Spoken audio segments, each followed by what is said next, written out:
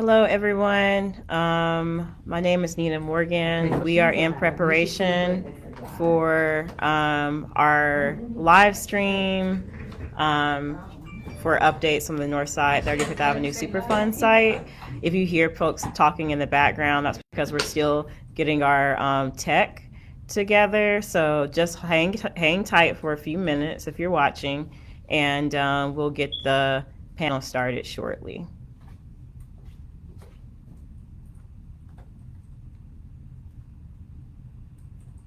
And you might hear me talking with others in the room, and that's just to get our speakers. And we'll get the panel started shortly.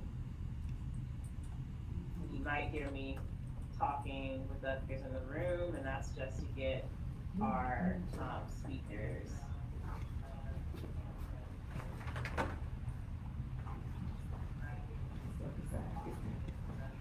This stuff over there.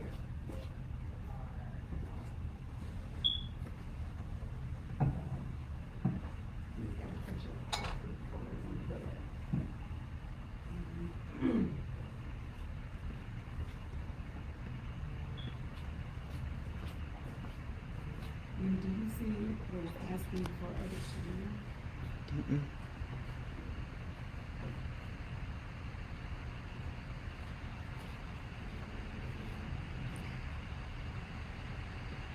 I see 3 viewers.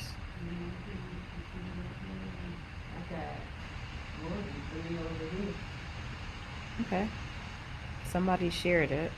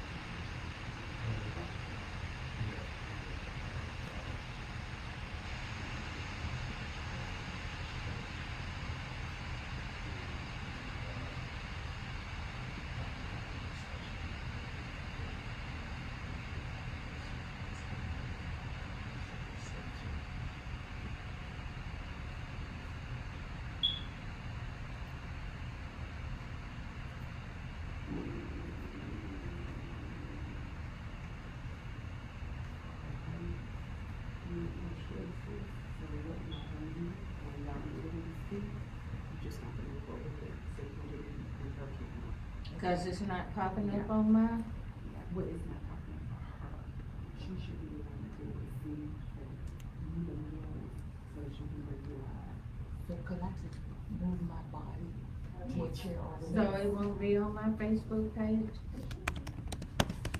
I mean, people. Good morning, Sarah. View it Thanks on for my watching. Facebook page? We're going to get started shortly, y'all.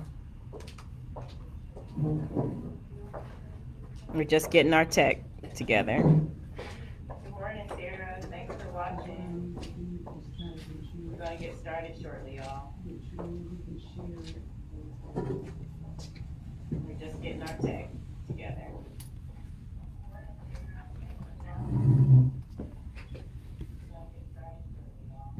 But can we see?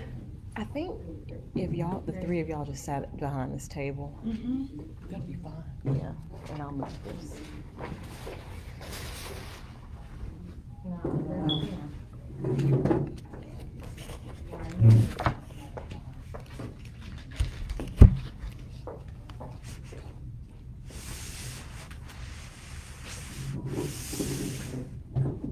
That looks perfect. Okay, Keith, Mr. Powell, if y'all can sit behind this table, we're just gonna do it this way.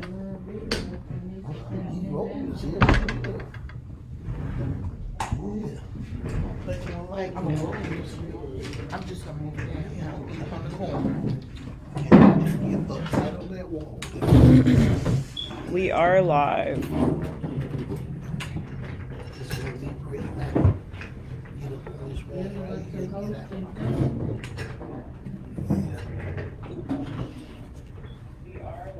Your friends on.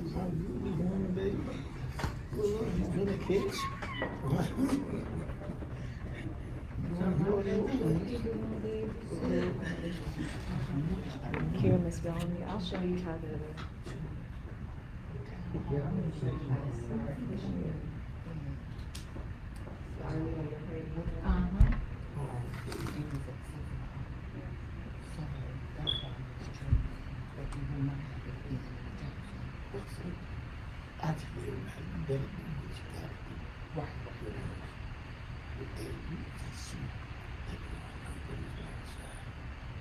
You talk about it. Then when you talk about it, I know they do. And they talked about District 5, which includes Avenue, downtown, Franklin Heights, Junior Hill. And it was a listening session that talked about all of the positives. Yeah. So my Facebook people can see it live? Okay. So Can you sit behind this table right here? But what about this? They've been well needed, right? He can do it. So he can share it from his heart. So, but I can keep mine mute, Mm-hmm. because I'm not talking. Bob, you wanna bring your chair around and see? Well, we can't hear you on the. So my Facebook people can hear.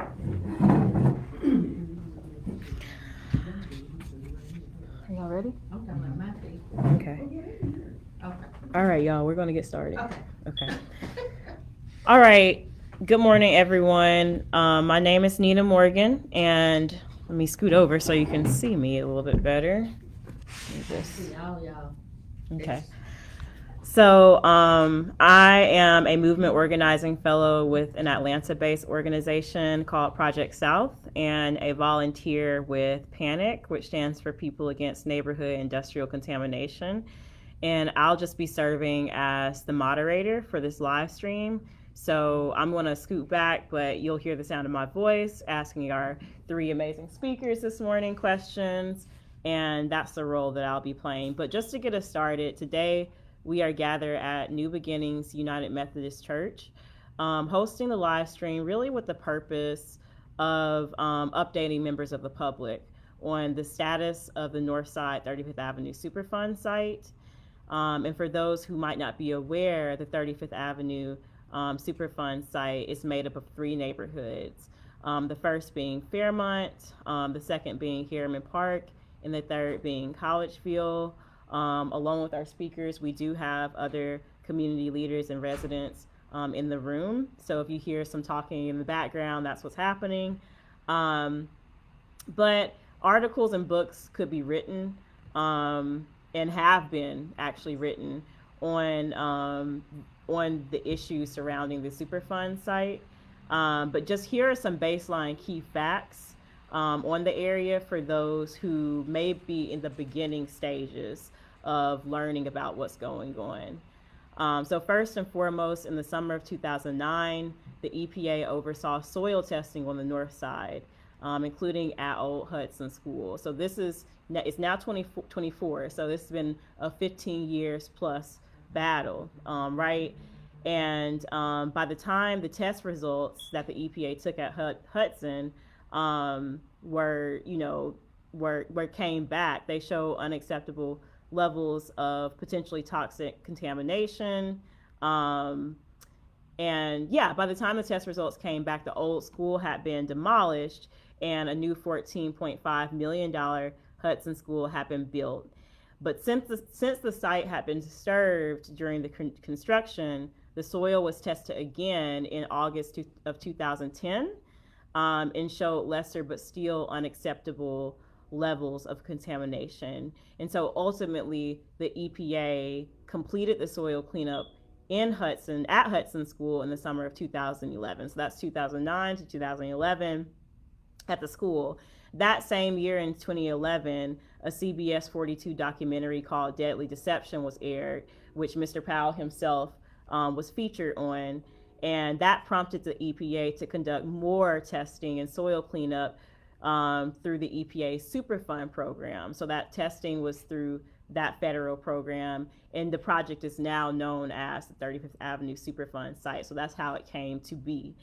Fast forward in 2014, the EPA announced that it was proposing to add the 35th Avenue site to something called the National Priorities List, which basically is a national list of some of the most contaminated areas that need to be prioritized for cleanup, and so on and so forth.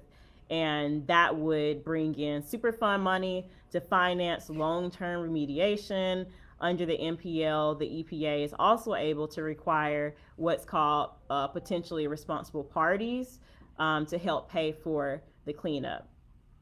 And so that never happened. That proposal in 2014 for the national priorities listing actually prompted in 2014 what we call the 2014 disinformation campaign or corruption scandal, which basically was this elaborate scheme conducted by Drummond Company, a law firm called Balch and Bingham, and also powerful community leaders and elected representatives, which did include the bribery of former state representative Oliver Robinson, to keep the community from being added to the national priorities list. And you can read more about that just by Googling online. I might drop some links in our chat later on for folks who want to do further reading.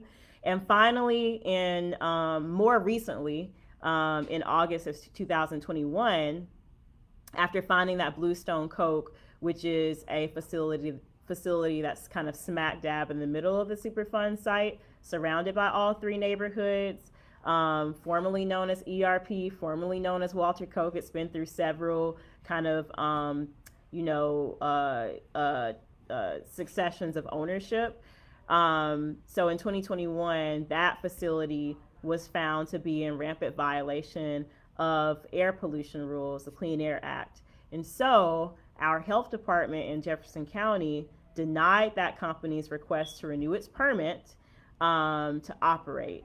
The Board of Health that oversees the health department also sued Bluestone Coke, alleging that the company's operation of the plant was, quote, a menace to public health, which it absolutely was. And so Bluestone ceased production in October of 2021. Fast forward to now, Bluestone is currently not operating, but it's in a consent decree with the health department, and that consent decree includes a $925,000 penalty to the health department.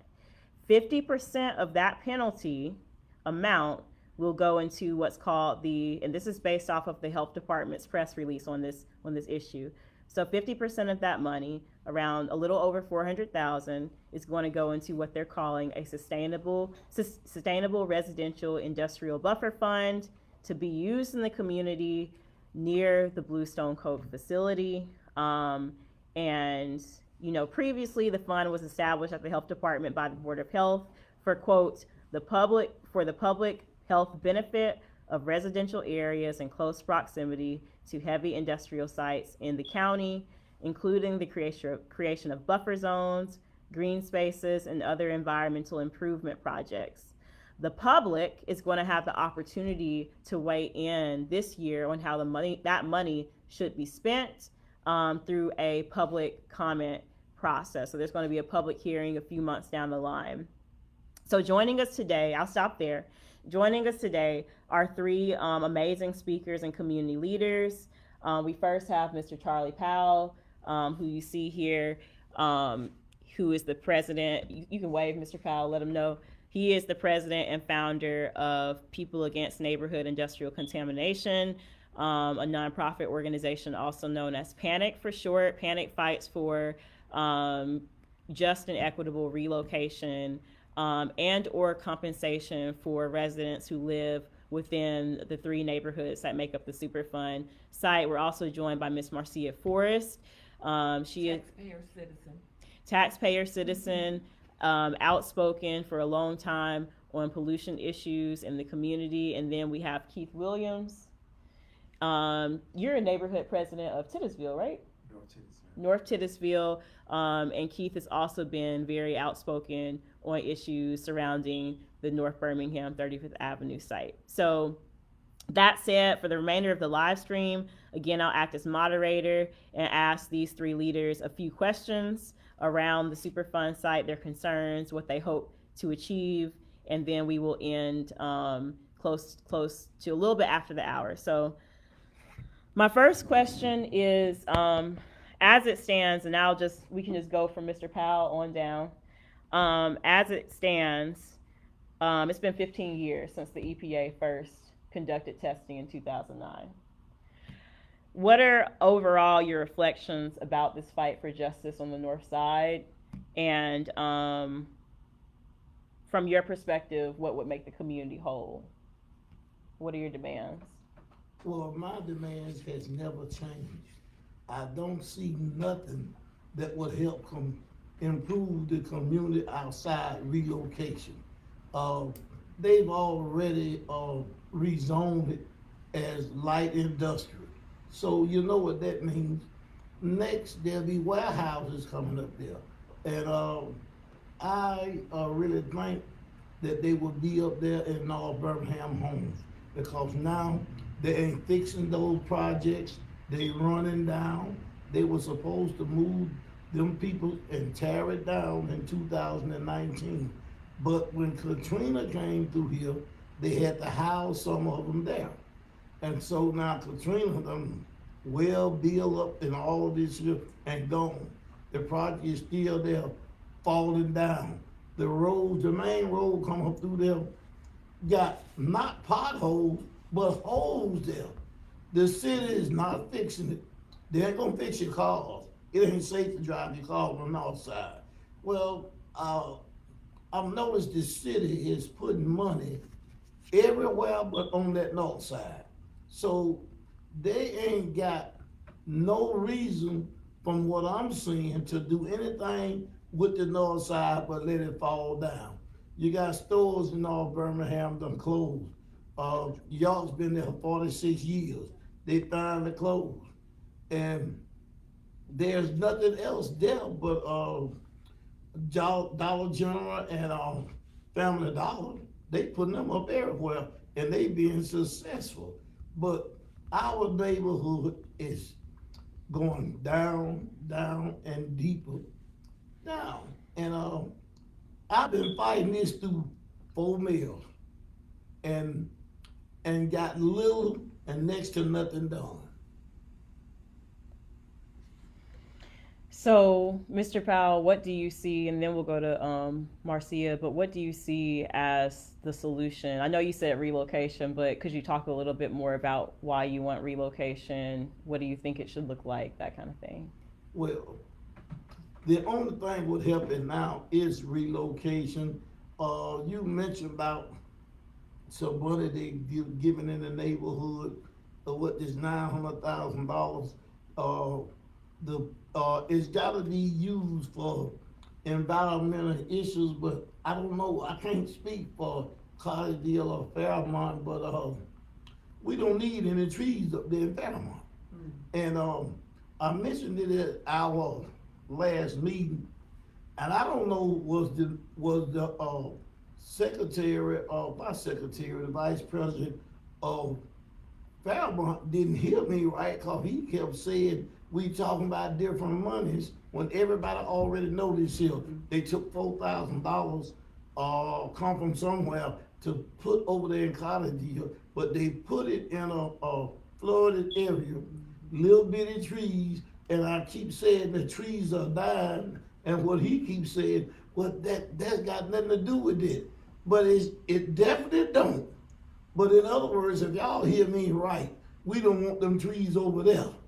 And we ain't talking about the $400,000 over there. We talking about this $900 $9,000 they supposed to be giving us. We don't want to plant no trees there, they gonna die. And with that same amount of money, what could you put there to help Fairmont? The drainage all bad, it's even in Collegeville. Now, if you take whatever they use to clean the drainage out, all the money gone and you need some more. Your job ain't really done. So basically you're saying that keep the trees. Keep the trees, and also that increase the money, the to penalty move us money. out of there. They're not listening to me.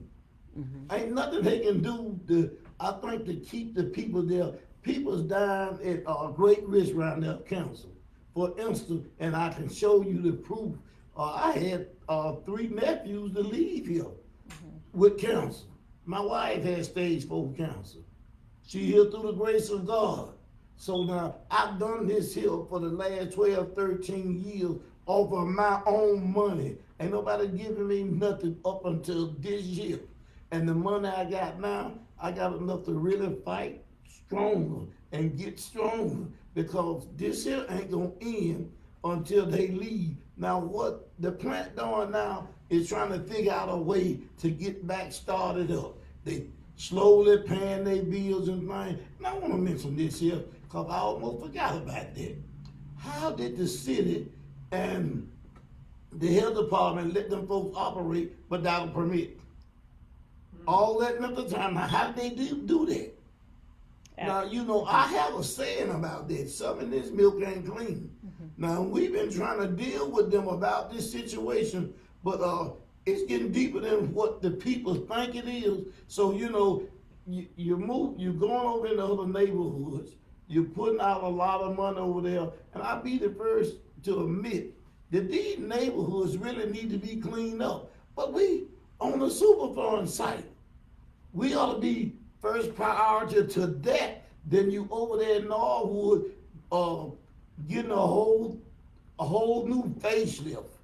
Now what they getting is an amphitheater and a big mall, and that's where the bus stop gonna stop, right there. It ain't coming over that bridge in North Birmingham, Sipco, Finley, and the Superfund site.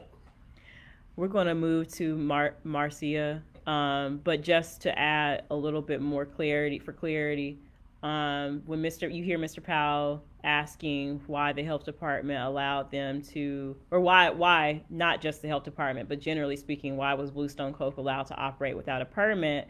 Just for you all's information, though Bluestone did have their Title V permit, Mr. Powell is referring to their business license. So even while they were operating in 2021 and before that, Bluestone Coke was operating for years without a business license. They also were delinquent in terms of their property tax status. So it's not just that not only was the facility violating the Clean Air Act, not following the law, they also were not following the local laws in terms of paying their property taxes or making sure that their business license was being updated and paid. And so there's these other things that have come to light about how much of a bad neighbor this particular facility has been and how much the community has been disrespected. But we're going to keep going to Marcia, and then Keith. Okay, so good morning, Facebook community, to our venting session. The citizens of North Birmingham area have taken a beating over the years with pollution, generations living under third world country, toxic pollution. The release of the sustainable funds, which is 400,000 plus or more, is a positive step in 2024 towards being heard and some sort of slight solution to it's cancer, but it's a Band-Aid for the issue that we're having. So I just want to briefly say, stay vigilant on this issue in 2024 because movement is on its way. We're all volunteers, monthly, weekly, getting the word out to the community that North Birmingham and the Superfund site are in need of governmental attention, city, state attention, and we will be vigilant with getting the word out. So I just want to remind you that at the end of this meeting or our venting session, I'll give you about 4 points of references on where you can give a call regarding the issues that surround the area, and to stay tuned to the dates and times that we're gonna be coming up for the next meeting regarding the issue. Thank you for staying tuned today. Thank you, Marcia. Keith? Let me start out by saying that I am the co-founder of Voters Legal Justice Watch Group, which is basically an advocacy group. We do a lot of investigative work on various issues, not only in the city of Birmingham, but throughout the state of Alabama. The organization has been involved in the investigation of alleged corruption in terms of the 35th Avenue Superfund Site since 2018. I had the privilege of attending the trial of former state representative Oliver Robinson, which was held for 4 weeks. And I was there 3 of the 4 weeks that that trial took place. And every day that I would come on Facebook Live and give an updated report of the trial. And in the investigation, I found some very startling details uncovering corruption within our government officials and professionals, including the law firm Arch and Bingham, as well as Drummond and Company, and some of our elected officials on the local level and the state level. So this is what I've been doing since 2018. We also work with Panic as well, for whatever they wanted me to do, because they are directly involved. They are in the vicinity. I'm just here to help in any way that I possibly can.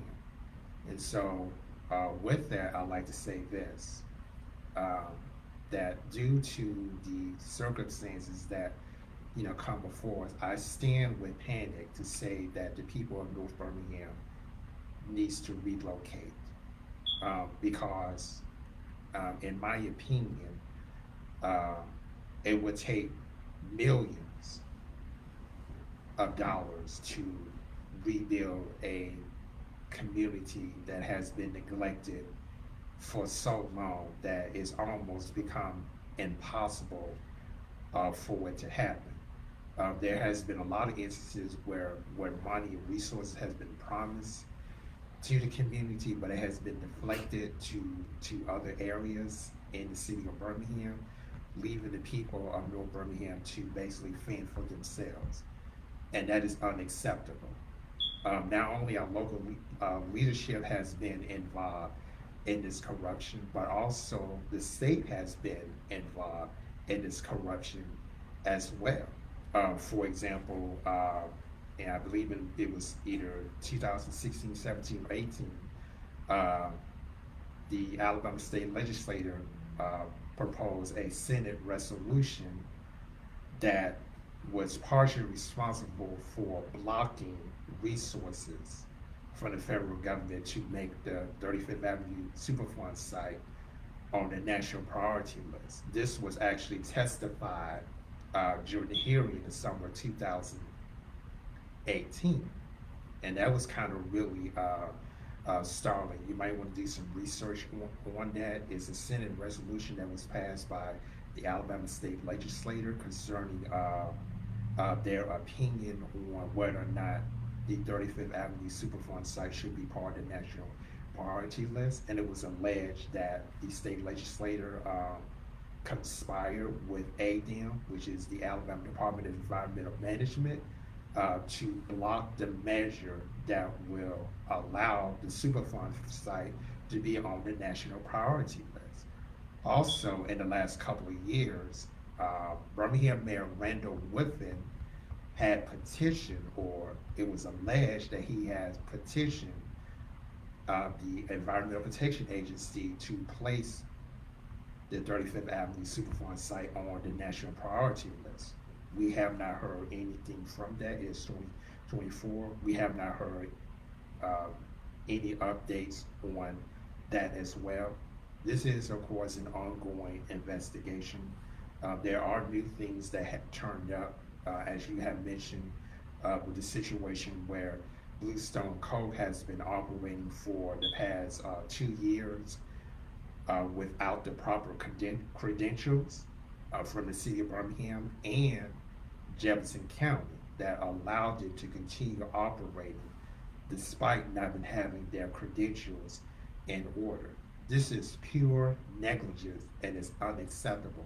And right now, we really don't have anyone on the state or local level that's really paying attention to what is happening in North Birmingham, as if they don't care.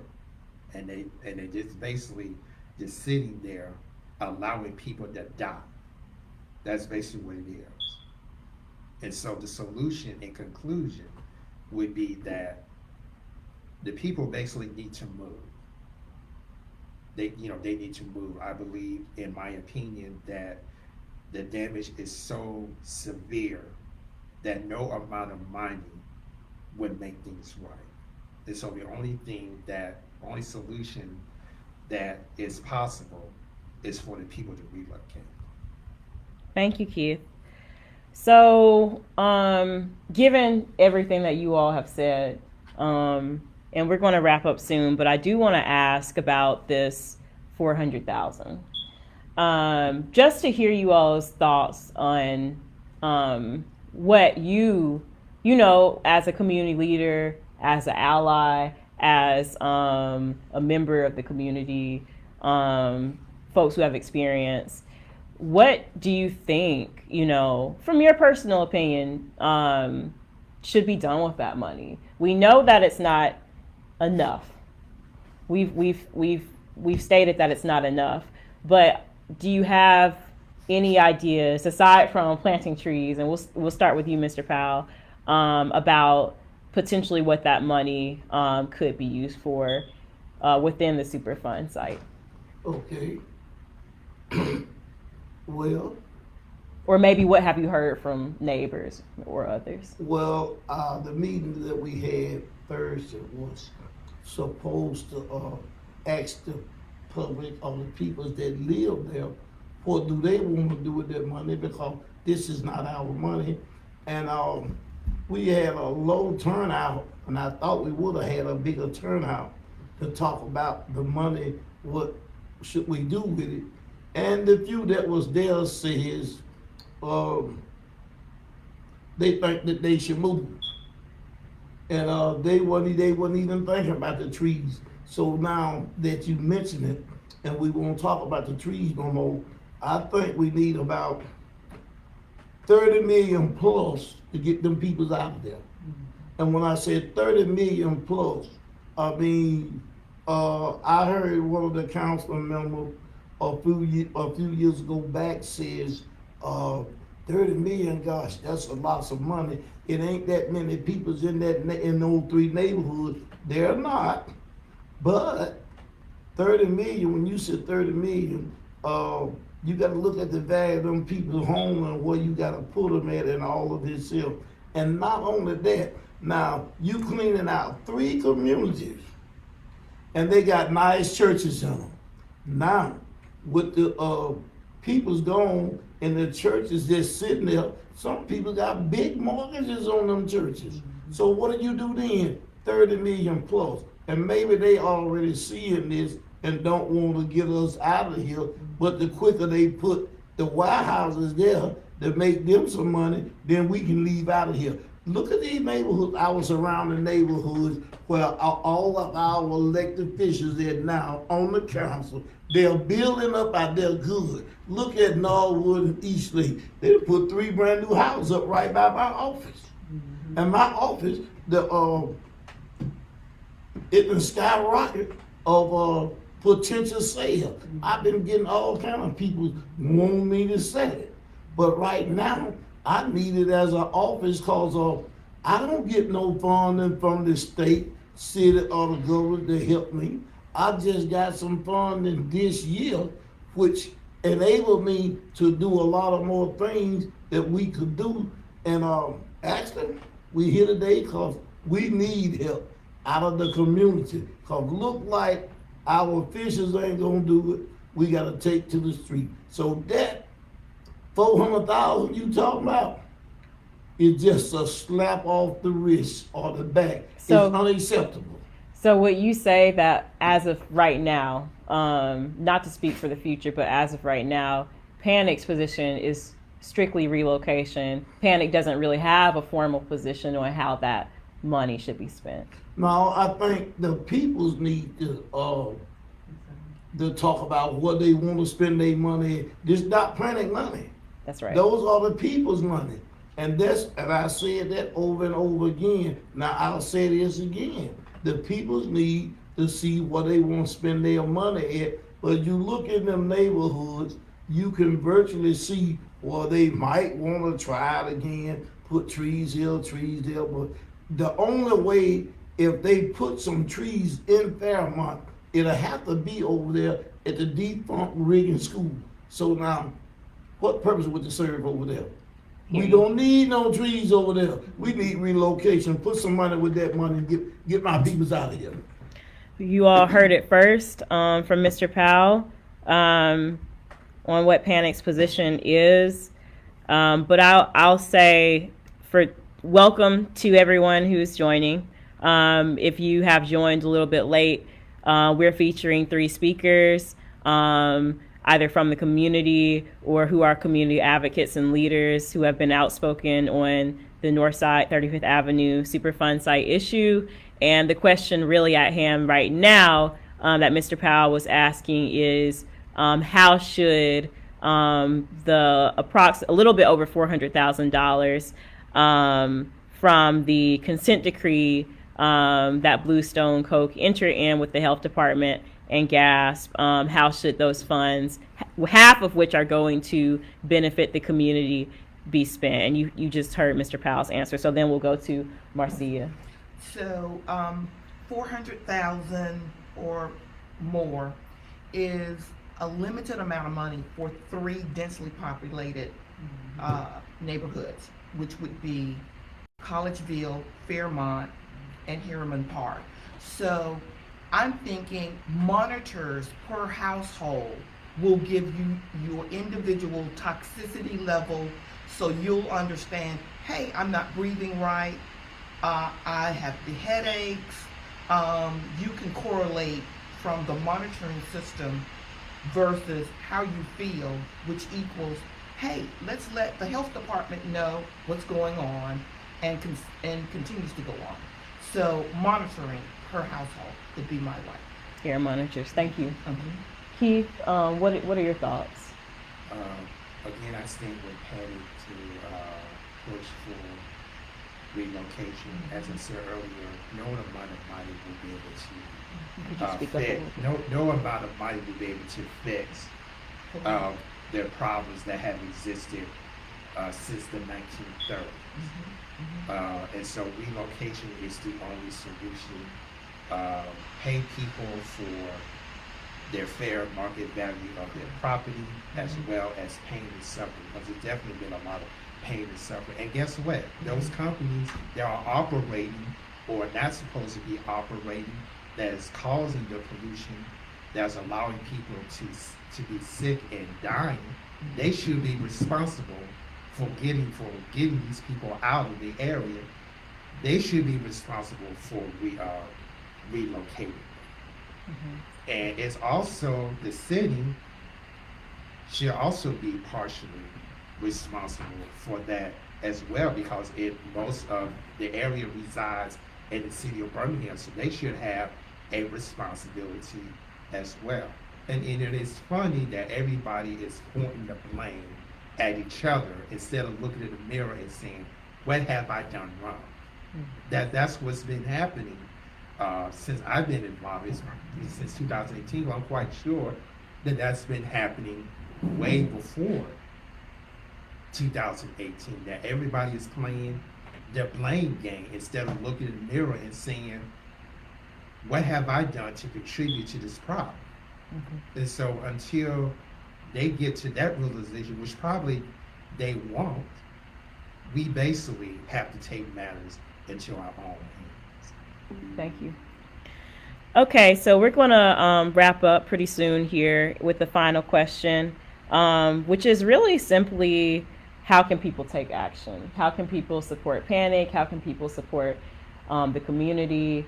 What are the next steps for those watching or who will watch, who want to get involved? And we'll start with Mr. Powell and go down the line.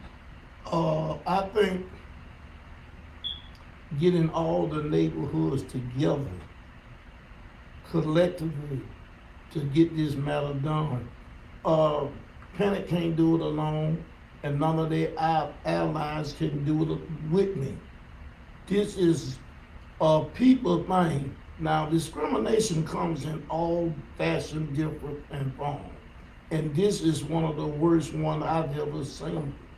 You know, well, you got a bunch of peoples in there that you don't want to move, but you want the plant to steady operate and keep them there. You can't have it both ways, either or. And my solution again, we want to be out there. Also, if you're in the Fairmont community, Collegeville community, here are some president of your community names and phone numbers. For the Collegeville area, Miss Royal is the neighborhood president. You can contact her 205-841-4044. You may already attend your neighborhood meetings. Further information will be given out on our next meeting. Let me give you the other presidents. Fairmont, president is Ronald Mitchell. His number is 205-478-6575. And last but not least is Harriman Park. Miss Cole is the president.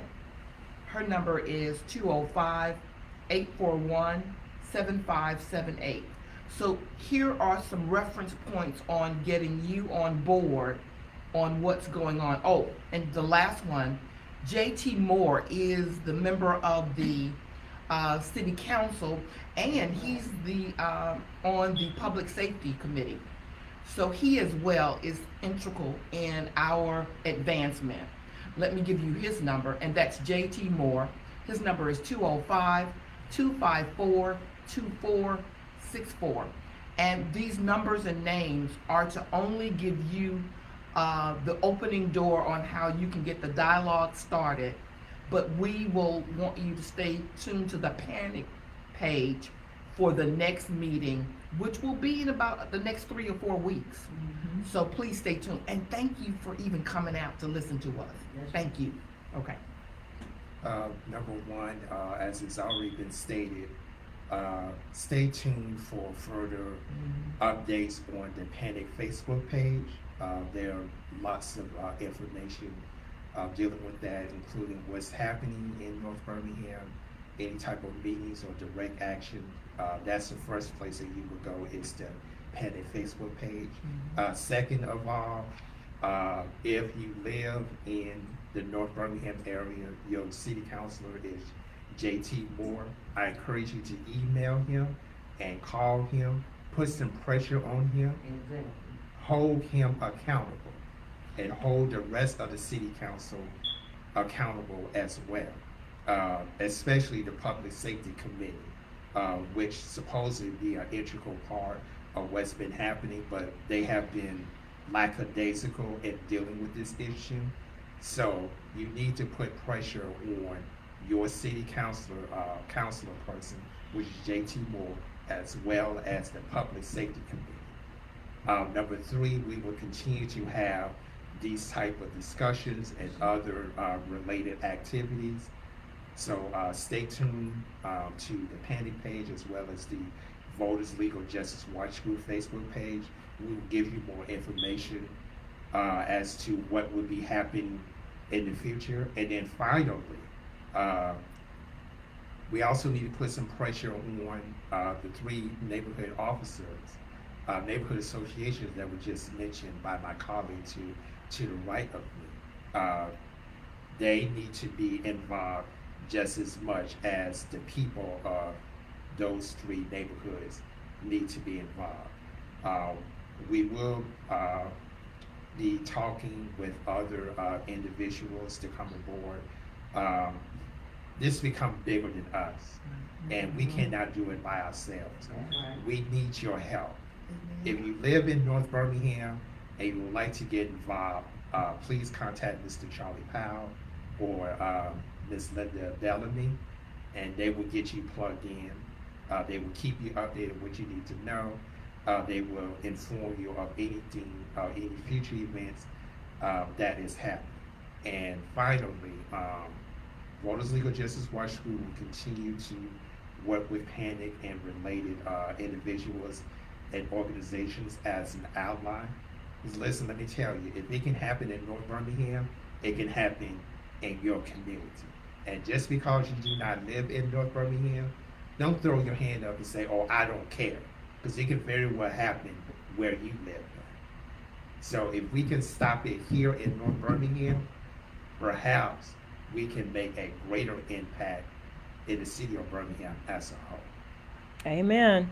You all heard it first. Thanks so much for joining. Friendly reminder, as they have shared, the next Panic meeting will be February 29th at 6 p.m. at St. Paul's Baptist Church. The address is 4699 Cheek Road, Birmingham, Alabama 35207.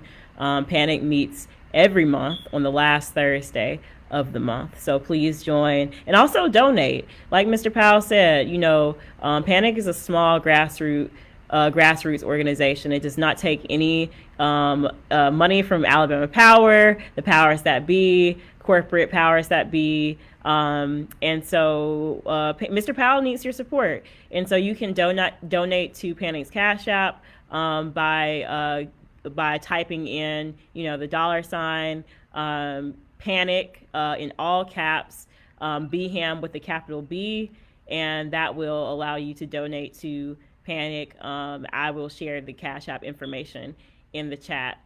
Thank you so much for joining, and have a good rest of your day. Put pressure on the leaders and stay tuned. Thanks so much, y'all. Bye.